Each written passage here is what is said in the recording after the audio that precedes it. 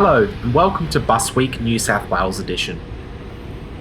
Before launching Rail Bus Week, my previous series, I did a poll on what the next Busweek series should be. The results were conclusive. 70% of you voted for Rail Bus Week and 30% for Busweek New South Wales edition. For the 30% of you who voted New South Wales Bus Week, now it's your turn. This week's reviews are going to be done in geographical order, travelling from north to south.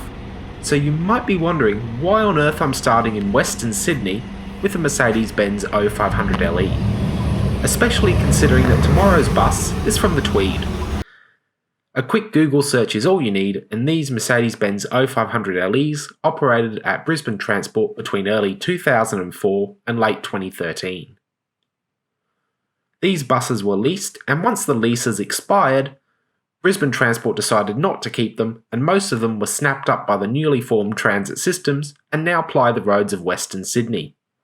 Some also made their way to Adelaide, but the vast majority of the 40 buses went to transit systems in Western Sydney. Nowadays, there's little left to remind you of their BT past, but in years gone by, some kept their Brisbane Transport seat fabric for a few years after the transition. The green tinted glass in front of the passenger seat was kept, and many still bear their Brisbane fleet numbers on the aircon units. Early on, some even operated in Brisbane Transport livery until they could be repainted into the Transport for New South Wales scheme. These O500LEs were fitted with a Euro 3 rated version of the 11.97 litre diesel, all sent through a 5-speed ZF gearbox. I'm not going to give power figures because I believe most were detuned after an incident at Brisbane Transport, and I don't know if that was ever reversed. Still, let's have a quick listen now.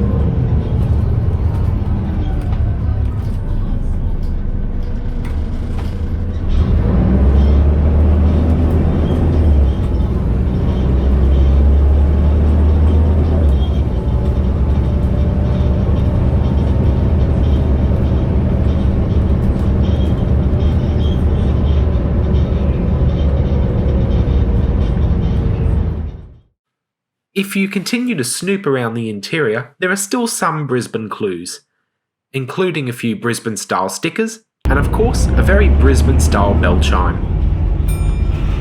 I always find it exciting to track where retired vehicles end up, because it can sometimes be quite interesting.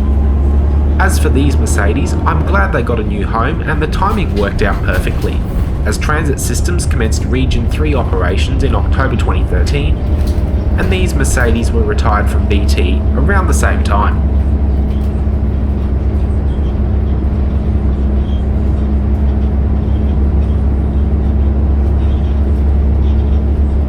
Of course, Transit Systems needed way more buses to commence their service, and they acquired a variety of vehicles from other places, including new builds on Volvo and MAN chassis, buses from small operators like Metrolink and Hopkinson's, and from larger operators like Busabout and Westbus, who formerly operated some of these runs. In the interim, they also acquired some ex-Brisbane Volvo B10Ms to tide them over until they had enough newer low floors to reliably run services.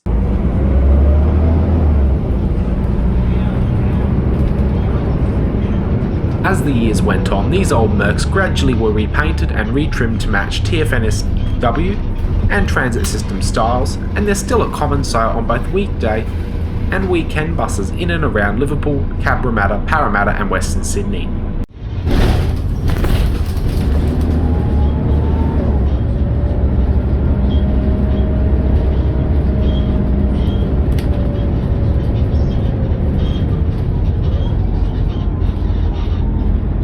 But as this was quite a short journey, it's time to ring the bell and get ready to jump off this bus.